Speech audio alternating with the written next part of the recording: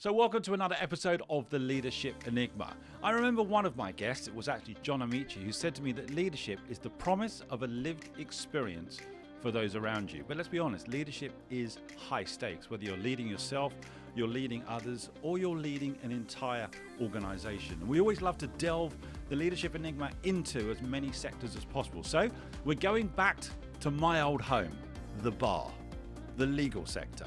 What is it like to actually defend and prosecute in some of the most high-profile cases in the country? What is it like to have somebody's liberty at stake? So really, this is all about high-stakes leadership.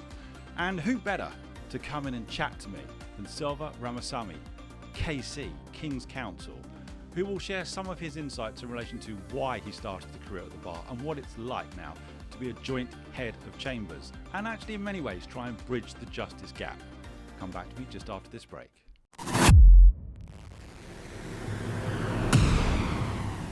Hi, I'm Adam Pacifico and welcome to The Leadership Enigma, a world-ranked, award-winning podcast that's insatiably curious as regards what leaders do, how they do it, and importantly, why.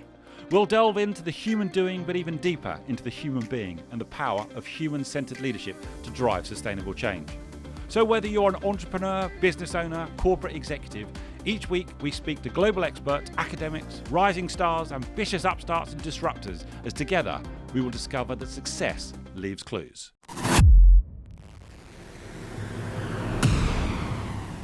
Selva, it's a massive warm welcome to the Leadership Enigma. How are you? I'm very well, Adam. Nice to see you. It's really difficult. As I did that intro, I'm thinking to myself, but Selva's a mate. Selva's my tennis partner as well.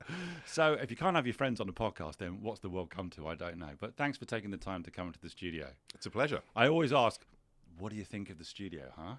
It's pretty cool, actually. I'm actually slightly blown away by it. And the blue neon is really working for me. So now, this is going to be a little different than the formality of the courtroom, I think, with the bright, shiny lights of here. Listen, you've been at the bar since 1992. Correct. In fact, we're contemporaries, really. I was called in 1991. You and I have known each other for a long time now. But just help everyone understand KC, King's Counsel. That trips off the tongue for us. But what is a KC? So KC used to be QC, of course, changed with a change of monarch. Yes. But essentially, it's a badge given to senior barristers. It's a bit of a nightmare of an application process, which takes a heck of a long time and essentially drives all the applicants bananas. But it does, I think, broadly work. And it's designed to select people who are assessed as being excellent in a number of different spheres or areas. Yep. And you end up conducting the most serious and complex cases at the bar, really. And sometimes that's known as taking silk, isn't Exactly. it? And I think that was back in, was it 2018? 2018, yeah. See, I remember Good, these. good I research. remember these things, don't I?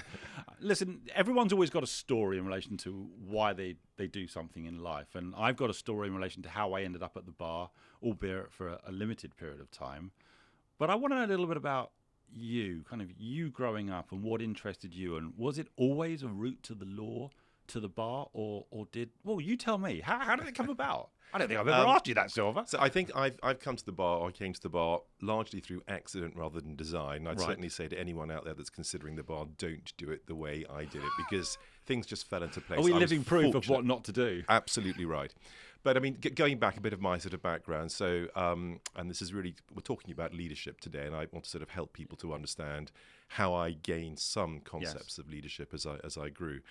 So I'm from a mixed race background. My childhood was spent mostly abroad. My father's work was all around the world. Yep. Age 11 or so, I was sent to a boarding school in the north of England, a pretty tough, traditional place, 500-year-old school pretty much. And not many people at that school at that time in the early 80s looked like me. Right. And I, to be quite frank, had some fairly challenging experiences in my first years at school.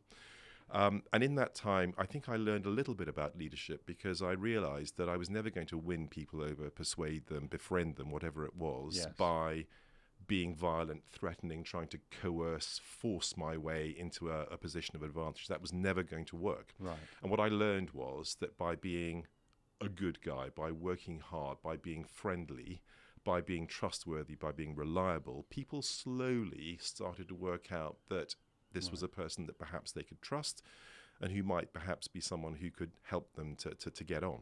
How old are you at this point, Selva? Just as you're trying to work through that, because age 11, I arrived as a student here, and I'd say up to my probably 15, 16, things were not very straightforward for me. But as I say, in that time, I learned about human behaviour and how to win people over. And so in my latter years at school, I ended up in positions of responsibility because people had learned to trust, because I'd been, I suppose, resilient's the right word. Right. And as I say, I was taking on positions of responsibility in the last couple of years. I enjoyed that. And I think that from that phase, I learned a little bit about how to lead, which is not by coercion, not by pressuring or forcing, but by persuading, and in particular by leading by example, which is being the good guy, being the hard worker, being the reliable one. So I think I took that from my school days, although they started pretty badly for me. By the end, I have very, very positive memories of that phase. And I think because it was a redemption story, I went from being in very challenging situations to having a really rather wonderful time in my final years. And were there some challenges for you? Because if you think about it, between 11 and 15, 16, those are tough times anyway for anyone growing up. For sure, yeah. But for you, was there something that happened when you landed on that strategy to get through things? I don't think. I think it's something when I look back on it, I think, I must have worked it out then. That's what I mean. How did you work that out? I think that was my personality type. Right, okay. I wasn't a big lad at school. I didn't have the weapons available to me to coerce people anyway, frankly. So perhaps that was my personality type, and I used what I had available to me. Yeah. And people ended up thinking, well, he's probably okay. And that then led to positive outcomes. And it led to me realizing I could persuade people by leading by example. Did you tell anybody about that experience? Did you chat to your parents about that? So or was there anybody else? That is a fantastic question, Adam, because the reality is, and I think this is common for a lot of people, yes. Who've faced racism in their life, or sexism, or any ism, frankly. You don't want to speak about it. Right. And certainly if you've got through it, that was a bad time, and things get better, and you don't want to go back to those days. And so to answer your question, I had not really spoken about any of that at all. Right. Until I spoke to my chambers about it during lockdown. And I'll come back to this, I hope, later on. Yes. But one of the things that we've done at the bar is to try to confront some of the difficulties that are perceived as being issues people at the bar face. Yes. Racism, sexism, etc. Because the bar carries this perception of being a white, middle-class, posh, whatever it is, profession. And the reality is it isn't that. But as long as we have a perception out there that that's what it is, we are not getting the best and brightest and most able coming to us. And so a big mission for the bar for a number of years now has been to get the message out there in as many ways as we can that the bar is for everyone. And I'd like to at some point speak about that a bit more, because I think there are lots of fantastic initiatives that the bar has been doing. If it helps, I'm really proud of what the bar has done over the last 15 or so years to try and get that word out there. Do you know, I'm glad you say that, because I've always, I've never left that professional standing. I'm still with Chambers at Red Lion Chambers, very proud of that, kept a full practicing certificate. And people have always said to me, why do you do that? Because in many ways, that's my professional background, and I'm proud to say I'm a barrister. And obviously, I'm not going to court every day like you are, and I've gone in-house. But it's also interesting, sometimes I look and I think to myself, maybe I'm not the normal candidate who would have gone through. I went to a polytechnic in those days, and I now have learnt that my chronic ADHD, I now understand why I found studying quite difficult. So in many ways, I'm lucky to have got through, and I'm grateful to some people who have mentored me through that. So I've got a couple of questions for you. Firstly, why pick the bar? Because as well, when we were qualifying in the 1990s, perhaps there was that consideration or stereotype as to who was going into the bar, as you say, white, middle class, or in some ways the upper class, whatever people thought of it, and even how it was portrayed in the media. Why choose the bar? Well, again, that's a great question, because you'll remember a book called Learning the Law by Glanville Williams, a little red book that was given, I think, to pretty much every law student of our generation. Wow, I think that it's takes still me out back. there. Oh, yes, it does. Is it still out there? It is, and I still have my copy that I got when I was starting at university. And I went back to that when I was speaking to my chambers about inclusivity and some of the issues that I'd faced as a much younger person. Right. And I opened the section, which I remember, which says pretty much, women and those from ethnic minorities might be better off choosing a different profession. Because it talked about how difficult it was if you weren't from the standard cohort to get on at the bar. So that was the and messaging. I read those words, and I can remember thinking... Was that like a red rag to a bull? Well, actually, because of the experience that I'd had in my school days, where I'd had a similar message at the start, you're not like us, I had overcome that in the ways that I've described. And I remember thinking, well, I think that I can use what I've learned to get over that hurdle as well. And so I gave it a go. And the reality is that I went into it with optimism. I think that that's a huge part of, getting on in life is just giving things a go and seeing if they work rather than assuming that the door will be shut or that you won't get on. You've got to dive in and give it a go, I think. So I'm always looking for the clues here. So in many ways, what happened to you between 11 and 16 built up that resilience and that ability to say, I am different, but I know how to navigate through it. I learned something from that, for sure. Yeah. And also maybe the bar offered you the same challenge to use the skills of persuasion and oral advocacy and being able to talk maybe your way through challenges and also make a difference. You are making a difference now, and I'm going to come on to that. Yeah. But did you go into the bar thinking, I'm going to excel as a barrister, but I'm going to also make a difference? That's a huge part of certainly the areas of practice that I chose. Right. So obviously, as you know, there are many, many areas that one can go into. But I chose criminal law, and I do things around the edges of crime now as well, so professional regulation and public inquiries. But criminal law is the heartland of what my chambers does and what all of us do. It's what the TV love. Absolutely. And I got stuck into that because I wanted to help people, and I wanted to help people in really challenging times. And I think that's an incredible privilege that we have as barristers, is that people come to us at the very worst points of their lives. They don't come to barristers for fun. No. It's always because something has gone wrong. And if you're doing criminal law, it's gone pretty badly wrong. And we are either prosecuting or defending often very terrible, very challenging things. And to have a chance to help to try and resolve those sorts of issues is, I think, a real privilege. I want to ask a question now. It's very much around the personal leadership, because you are now involved in some of the most high-profile cases in the country. And whether one is prosecuting or defending, there is a real high-stakes element to it. Yeah. How do you do that? How do you even approach a case which can be abhorrent to someone looking from the outside in, and you're working with so many different stakeholders, whether that's victims, witnesses, the police, the probation, the judges, I could go on, and you're right in the middle, and you are accountable for that within the courtroom environment.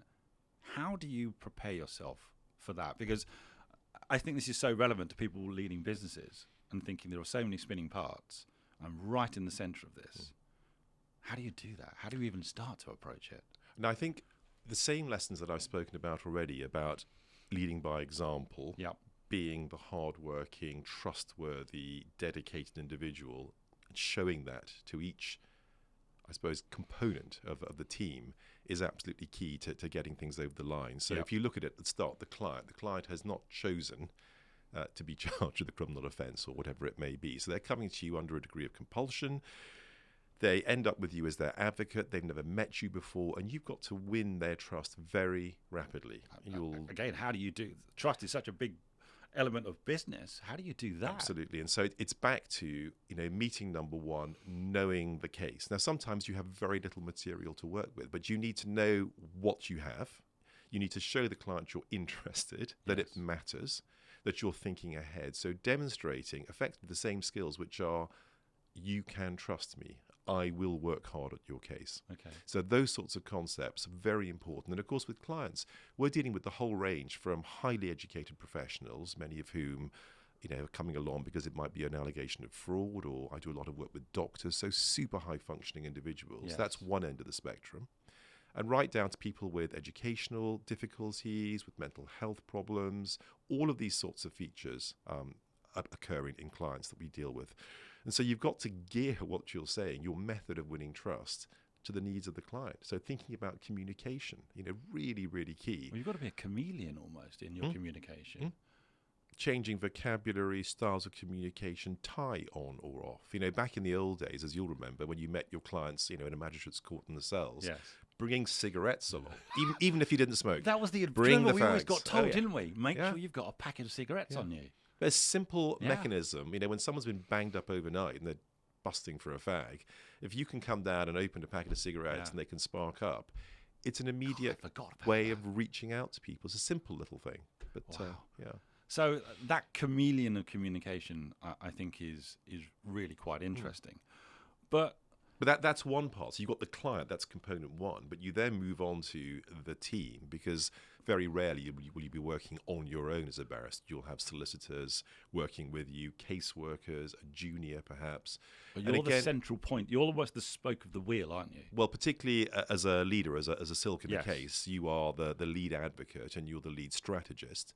But I think it's really important to understand team working, and I think that a lot of teams will fail if you've got one individual who says, we're doing it this way, my way or the highway. That sort of concept, I think, is not a successful strategy for leading this kind of team, because you've got a junior barrister who is a barrister who's working with fully qualified, and can be many, many, many years into the job. And if you try and boss them about, one, they're not going to like that, but two, remembering that teams are more than sum of parts, and 9 times out of 10 there'll be something that I have missed that the junior or the solicitor or the caseworker has spotted. So recognizing the power of diversity and making sure you build a team in a way that every single person can participate and be valued. It's good for morale, but more importantly, it's good for actually getting the case where it needs to get, because you're going to have missed things for sure. So many questions I have. I knew I'd love this conversation, Selva. When we talk about diversity, are you also talking about diversity of thought as well? Because just we can all look the same, but we can have very, very diverse backgrounds and thinking processes, as opposed to the obvious diversity that we might be talking about. So when you talk about diversity, what do you mean by that? I mean, I think it's the range of human experience. I think that's it, and it includes all the standard words that come to mind: sexism, racism, ableism, all of those concepts, and many, many more, of course, which are all the enemies of diversity, one could say. But I think that what we're looking for, and we're trying to create a culture which is equal and diverse and inclusive, is letting everybody have their fair go. And have their voice. Have their fair go, have a chance at moving forward in whichever field they want it to move into. Do you think, being a barrister, in some ways, you are the voice of those who maybe wouldn't or couldn't have a voice in a courtroom? Because that's one of our functions. It must be, mustn't it? Absolutely. You are giving a voice to those who simply would not be able to do it for themselves. Yeah. That's an honour, really, isn't it? It is, and a privilege. And a privilege. Yeah. You mentioned something else. I do a lot of work with very senior and experienced people. And you know that I'm passionate about the human being almost over the human doing. So when we talk about what you've achieved, it's phenomenal, but I'm always very interested in Selva, the human being beside it. I talk to a lot of people now, especially in the post-pandemic environment, about your intellect and your expertise and your wisdom within the legal field are obvious and are noted. But sometimes I say, are they table stakes? Because what you're talking about now is you as the person and your ability to communicate at the appropriate level, to see and bring in diversity of thought, to collaborate, to understand the sum of the parts. For me, that's the human-centered piece above the table stakes of, are you a competent lawyer before judge and jury? How much do you deliberately now think about you as Selva bringing what you bring to a case as opposed to what you've trained to do? Do you see what I mean? There's that. Yeah, I think that's that's a really interesting point about, and it's to do with how solicitors who call up a barrister's chambers think about which barrister is right for the case. People by people. That's it, and that is out of our power. So ultimately, when someone phones up and says, "I've got this kind of case," and they might speak to my clerks, who'll say, "Well, we've got this barrister and that barrister." All very good at what they do. Absolutely, but who's the right one for the case? Yes. There are all sorts of questions which really play in the solicitor's mind about selection. The modern bar, which this didn't really happen when I started out, but the modern bar, you'll have what they call beauty parades, where the client might meet 3, 4, 5 barristers, have a half-hour chat with them, and work out it's chemistry now. What they think. And it is chemistry. And if you think about it, cases that we do, the bigger ones, you might be locked in together for 2, 3, 4 years. You're going to have to get on.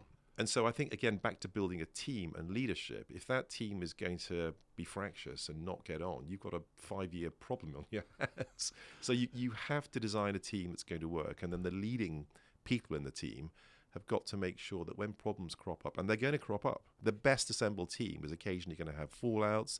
Something's going to go wrong. Someone's going to fall ill. You've got to manage all those crises along the way and do so with strong leadership. As you say, there are so many spinning parts to any kind of complex case.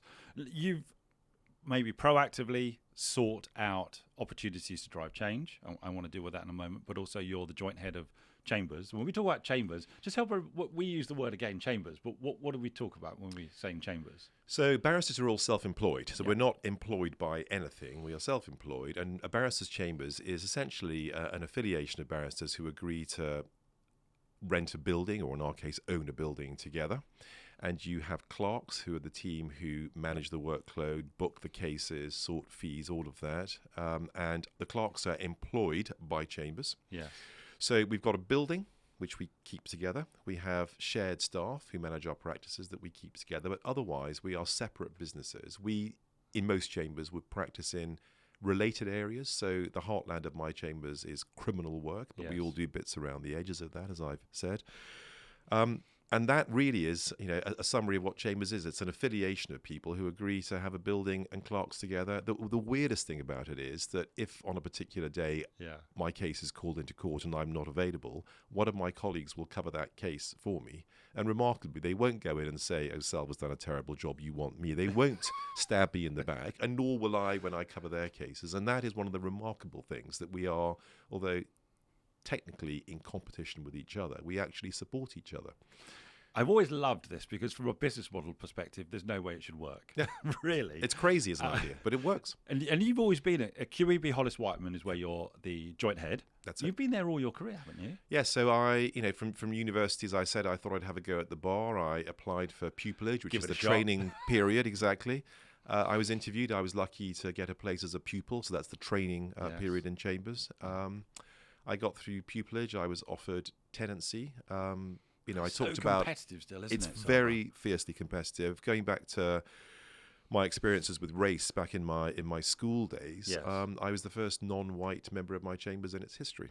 Really? And thinking back to the people that gave me a chance, that was visionary of them because they were taking a step that the set had not taken before. We're now a very diverse set. I'm incredibly proud of that. The bar has moved on so much in the 27, 28 years that I've been in practice.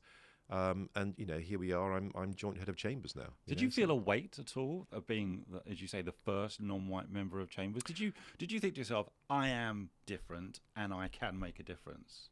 I don't think I thought that back then, and I think it's because the people in my set, they are not just work colleagues. I really do count them as friends. We have a email address called QEB Family. Right. We are, it sounds a bit nuts, but we are a close-knit bunch, and I've felt supported, respected from that very first interview. So I've been very fortunate. I know that perhaps others will have had different experiences, but certainly for me, I've got a very, very positive take on what the bar can do and what the bar can offer to people who want to come into it. It's pretty incredible, isn't it, that you've been there your entire career and now you're joint head. So let's talk about this, because now you're in another leadership role as joint head of how many people, how many barristers are in? 72 barristers. 72. Chambers, yeah. That's a fairly meaty number. So tell me a little bit about the challenge, the opportunity of the joint head of Chambers, where you've now 72 people, all self-employed, but working as a collective. It shouldn't work, but it does. And that is one of the strangest things, and I think probably the most challenging aspect of what I do these days, because it's one thing to be leading a team in a case when you've all got a shared function, a shared purpose, and there's a hierarchy, etc., and you know who's doing what. But in Chambers, yes, I'm a joint head of Chambers, but I've got 72 barristers, a whole bunch of other KCs, many of whom are senior to me. And much as I may have that title, forcing people to do things is never going to work. Barristers cannot be forced to do things. They will push back. And, I have my joint head of Chambers and I have faced that.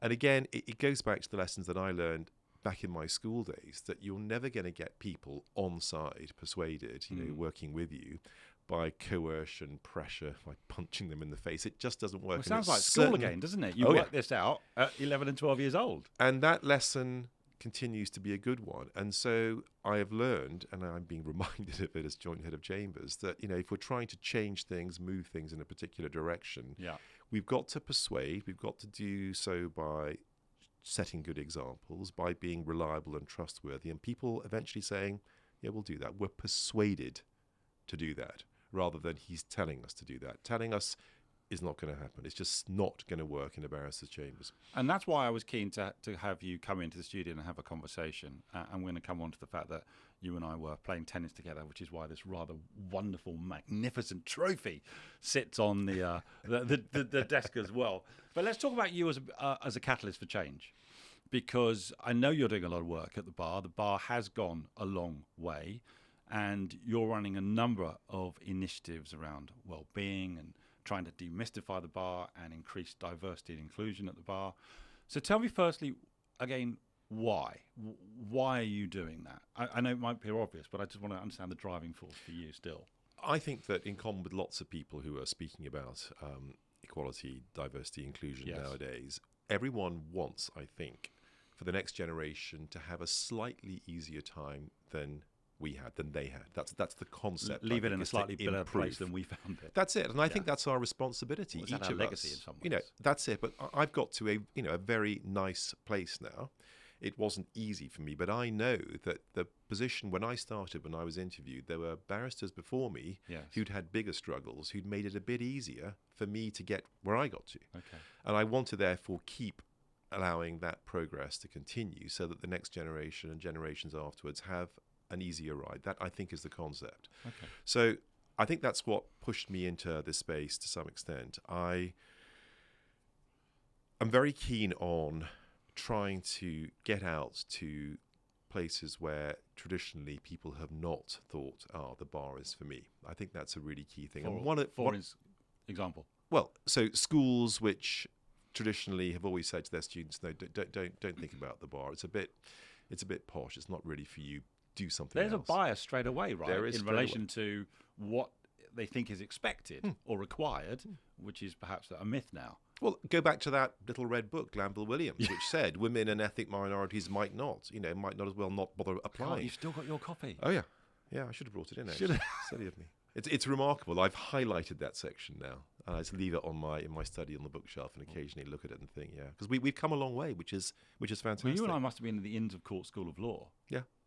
Because that was the only place that we could qualify at that time, wasn't it? Correct. So I'm thinking about you're giving me all Everyone had to come to London. There was no option. There was no option at all. You had to come to London, the most expensive city in the country. You had to live there for a year, pay your fees, etc. Not a very inclusive approach. Now you can do your exams in a variety. Do you remember there was about 1,000 of us each year? Correct, and 1,002. And then I can't remember how many pupilages and then tenancies. It was 1,000 does not go into 400 to 250. It was crazy, the odds of success. Very competitive. I don't know how I made it. Yeah. No, it's remarkable. It is remarkable for all of us, I think, that you look back and you think, I'm one of the lucky few. So I think that was, the concept of trying to improve. Yeah. Because I had myself benefited from others who'd worked in the same way in the past. I think that's what drove me. And just talking about a few initiatives. So the Inner Temple, we'll come back to the Inner Temple because we won this trophy. Just help everyone understand, because when we say the Inner Temple, it almost sounds as if we're now talking about a Dan Brown novel. Yeah, absolutely. What do we mean by the Inner Temple? It's our home. The it's four our Inns of Court. Home. The four Inns of Court. So barristers are members of one of four Inns of Court. So Gray's Inn, Lincoln's Inn, Middle Temple, and Inner Temple. And Inner Temple being the best, yes? Yeah, I think we'd say that. And certainly this trophy tends to suggest that's correct. We're allowed to be biased. So those are the four Inns of Court. Mm-hmm. They are the historical homes of barristers. Historically, they were important for education. They also have, giant Harry Potter-style halls where you can go and dine. I'm glad you think that too, by the way. Absolutely. But they are beautiful, and they have a huge role, particularly in a temple, which I'm very proud of. I'll come to in a moment. Yep. A lot of work in education, in outreach, in trying to bring people to the bar. And so the Inner Temple, my inn, our inn, works with an organisation called the Sutton Trust, which is a most fantastic organisation, which goes out particularly to schools which would never think of sending their children to the law, to medicine, whatever it may be. So atypical backgrounds, as it were, for the normal cohort coming to the bar. Is there a social mobility element to this? Absolutely right. Okay. That's the key thinking behind it. Is these schools who would say to the kids, the bar's a bit posh, you'll never make it, don't bother. We're trying to change that. Okay. So the Sutton Trust goes out and it finds schools, and it essentially goes to them and asks them to select. They're bright kids who might have a shot at it, and the schools know who the kids are. And then the Inner Temple with the Sutton Trust brings them to London, and we have these days where the children come along, young people come along, and we speak to them about the bar. Yeah. We have a session where they learn advocacy skills. We bring wigs and gowns along. They have a go at advocacy. And we also, and I've done several of these, we talk about our own routes to the bar. And the simple fact, for example, that if a bunch of kids are coming to London expecting to see a very standard-looking person, well, maybe I'm not that very standard-looking person, and so one small step is taken. In the panel alongside me is a barrister who left school at 16, went to the army. The army said they thought he was bright. He decided to do a few A-levels, battled through, became a barrister, is now a very successful commercial practitioner. So when they hear someone who left school at 16 with no qualifications and is a barrister, when they see someone that perhaps looks like a few of them, you start to break down some of the barriers or dispel some of the myths. And I think that's part of it. And I know that some of those young people who come along to Discovery Days end up reading law. It's a pretty high strike rate, which is great. That's making a real difference then. It is, because it's going out to the communities and saying, we're here, rather than waiting for them to come to us. That's the mission, is they're not going to come. If the schools and the teachers are going to say, well, I wouldn't really bother with that, they're never going to come. So we're going out to them. That's the point. In my chambers, we do a similar thing. We have an outreach program with a school in southeast London, non-typical background young people. We run an advocacy training program with them, which culminates in a mock trial in our chambers with a real judge, in fact, a High Court judge last year. Right. And of that bunch of young people, the last 2 years, 8 of them have gone on to read law at university. Wow. Who probably would not have done Wouldn't have thought about it. And that's it, because they've met really barristers, and suddenly the concept of a barrister is no longer some weird thing in a wig on television, but it's a real person who's just a human being, which is what we are. We're not magical creatures. We're just ordinary people who've got a funny job where we wear a wig. Do you know, I remember growing up on Rumpole of the Bailiff. Do you remember? I wonder why. It's always been, I think the courtroom's always been a fascination for the media, hasn't it? And for theatre and TV. So in many ways, we've all grown up on falsehoods as regards what it might be like at the bar. So it's wonderful to hear that that's having such a tangible impact on that social mobility. It really matters, that. And I think, a few more initiatives just within chambers, which I think are really important in terms of inclusivity.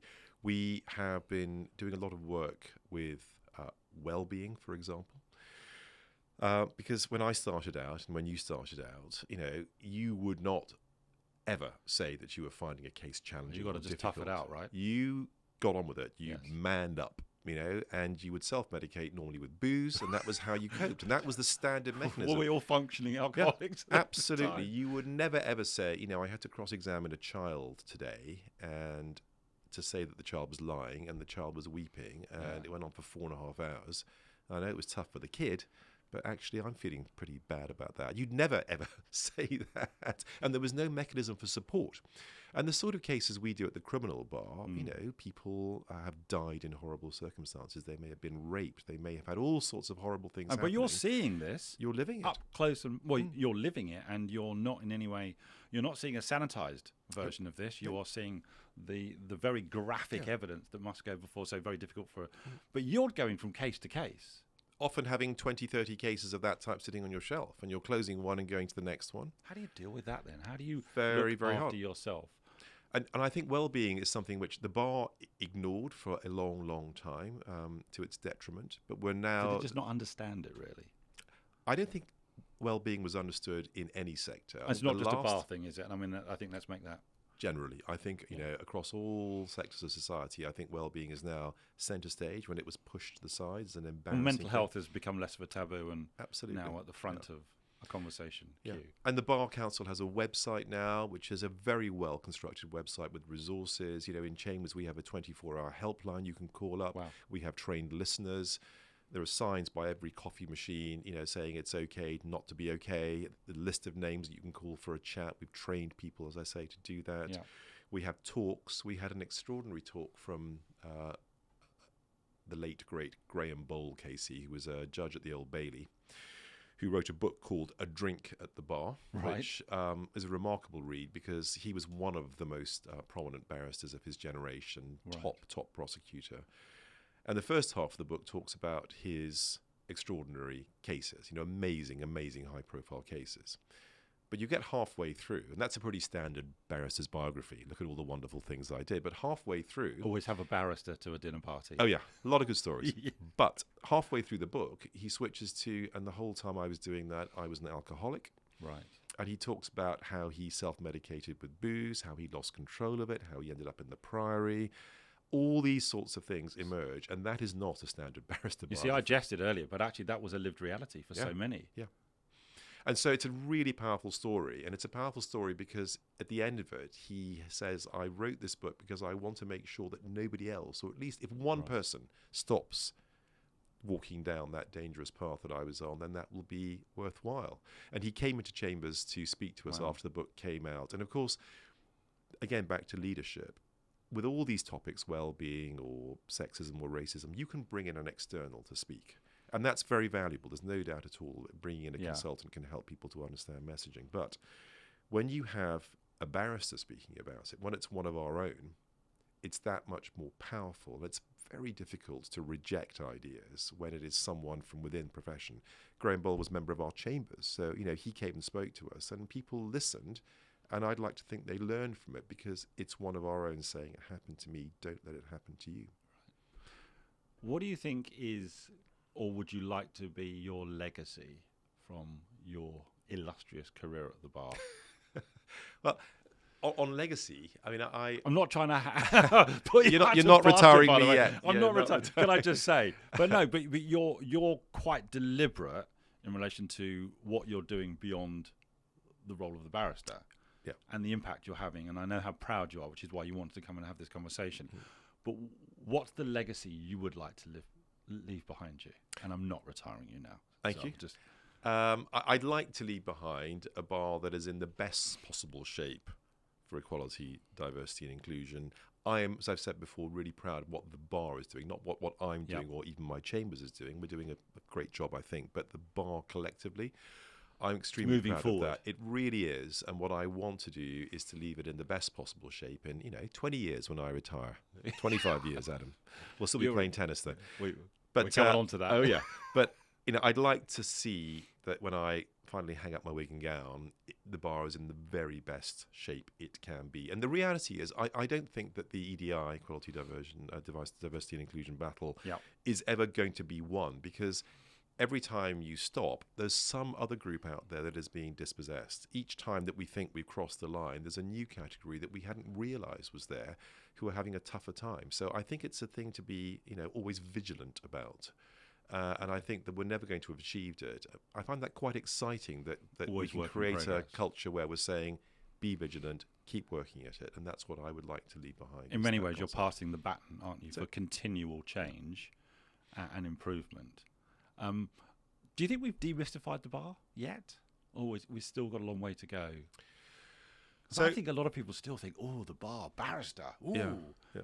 I don't know what that means, that reaction, but people are very interested, aren't they? And I think it's back to what you said, Adam, about television, that there is rarely will you find that there's a season where there isn't some crime drama with a courtroom chunk in it. People like that. And it is dramatic. It's not always the way it is on telly, but sometimes it's more bizarre than it is on television. Yeah, I'm going to come back to the so bizarre. You've got all of that. Yeah.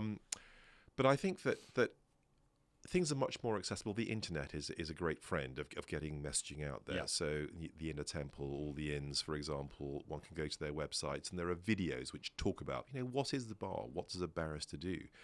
Our Chambers website, lots of Chambers websites will have videos about, what we do, how we go about things, etc. So there are very easy mechanisms. And I know from speaking to young people at universities that they access those resources. They are seeing them. So the internet, young people nowadays so on the internet. We can all open up our phones and be looking at stuff on the bus home. So there's no obstacle, I think, now to the vast majority of people finding out what the bar is, thinking about it. And I think also the messaging from the bar now is we are trying to become more diverse. And so sets are having initiatives like ours, going out to schools, etc., and saying, come and have a go. Yes. Let me ask you this question. You have excelled in your career, and for many, you are at the top of your game as King's Counsel, as joint head. Let me ask you about imposter syndrome. So many senior executives talk to me about it.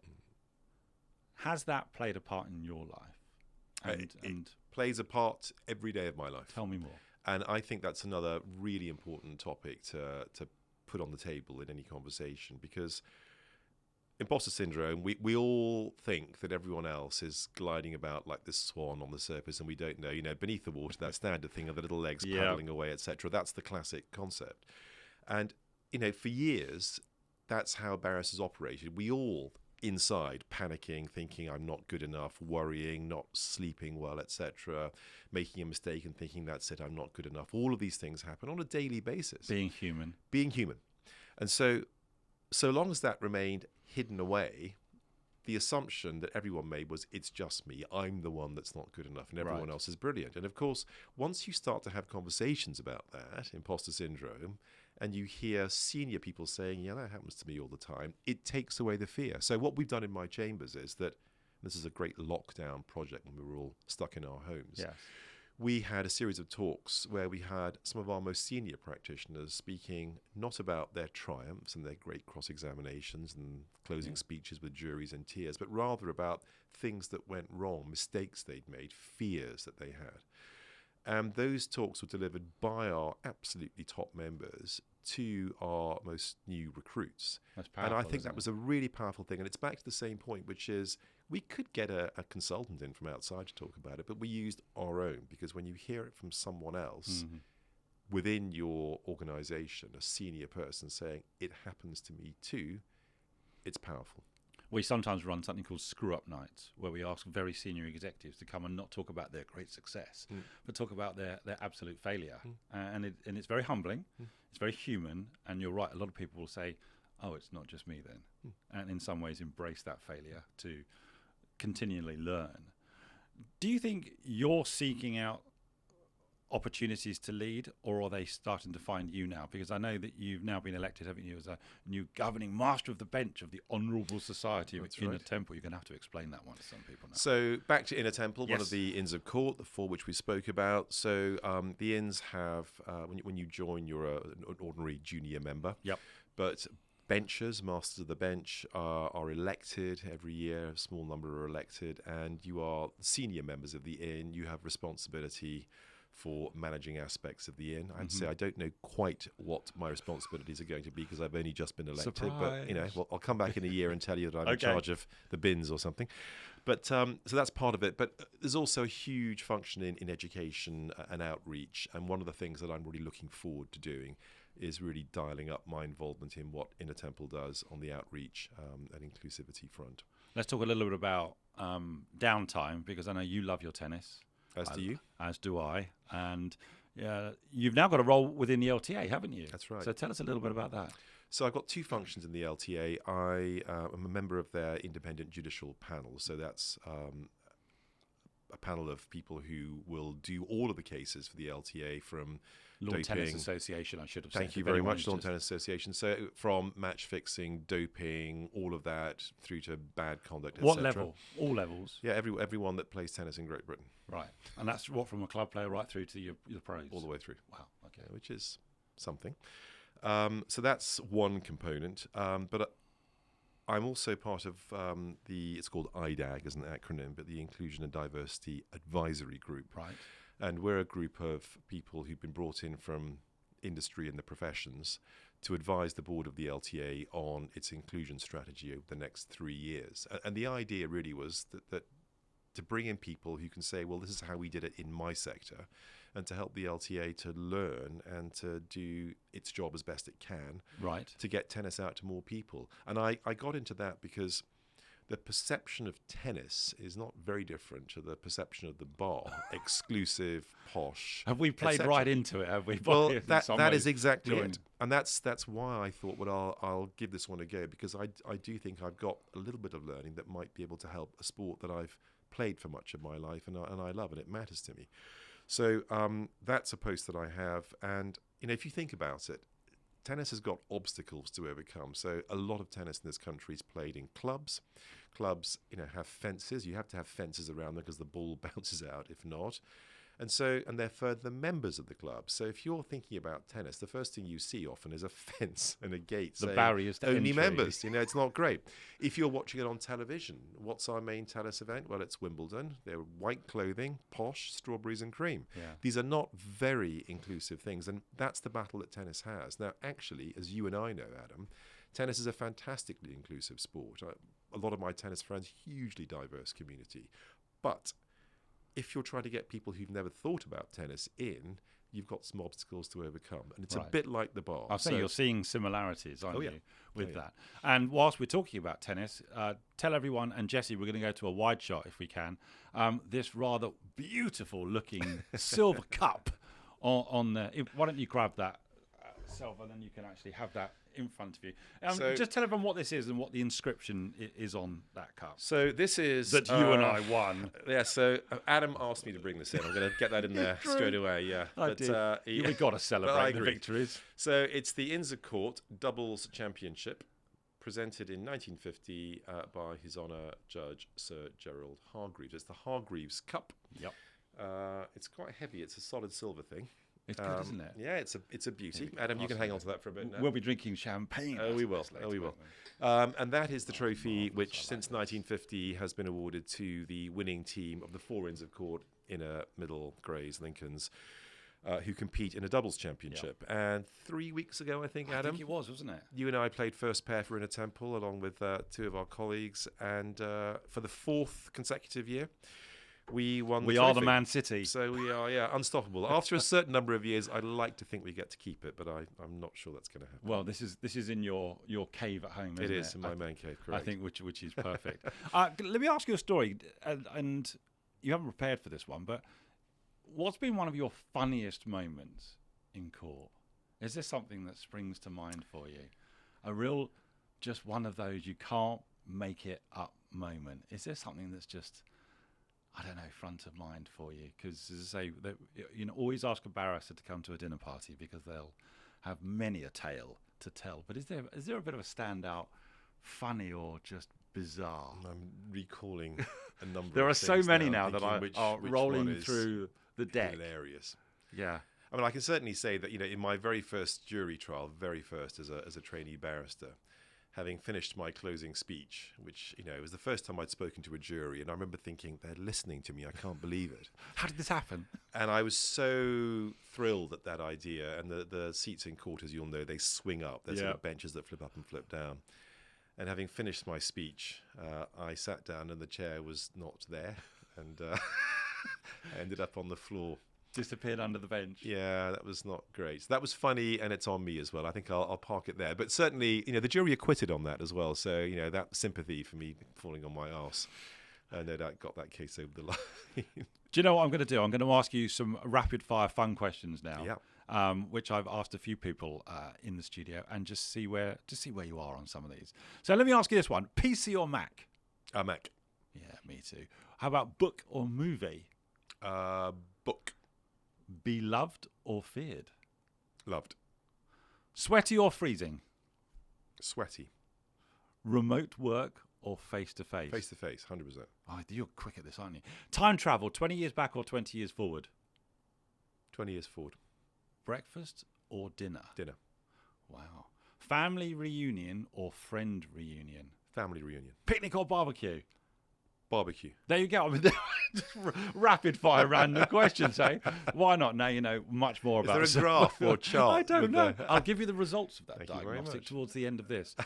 Listen, Selva, have you had fun coming in? It's been great, Adam. Really nice to see you, and thank you very much for inviting me in. No, it's a real pleasure. As I say, if you can't have your mates in who are doing amazing things and have a conversation about it, and I appreciate it because I know you've given us a lot of thought you typical barrister, you're prepared for this particular experience. But it's interesting. I want to ask a question about anyone listening to this and thinking I've never quite understood how to get to the bar, but actually I'm inspired by this. And where should they go to maybe find out more, to learn some of the things and educate themselves about how they can get into the profession? So I talked about the power of the internet. So the Inner Temple and all the Inns of Court have websites, but the Inner Temple, taking that as an example, has a fantastic website where people can go, click on videos, short clips, films, things to download and read, which will help them to understand, what a barrister is, how to train as a barrister, all of these sorts of things. And I think it's a fantastic resource which helps to open doors. So that is a really good starting point, is to learn what it is. After that,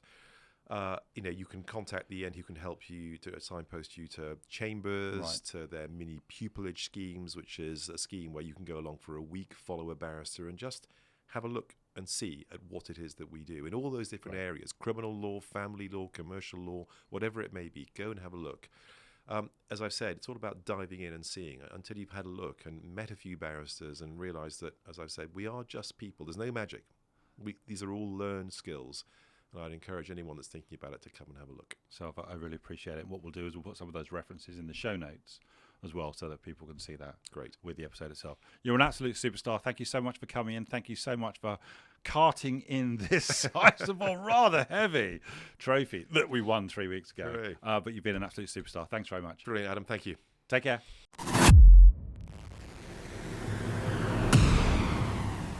Join us again next week for more curiosity and insight with the Leadership Enigma. We'd love to hear your comments on today's show, as well as suggestions for future topics and guests. Get in touch with me on LinkedIn or visit us at www.leadersenigma.com. Don't forget to rate, review and subscribe on all your major podcast platforms and on our dedicated YouTube channel. Thanks again for joining the community.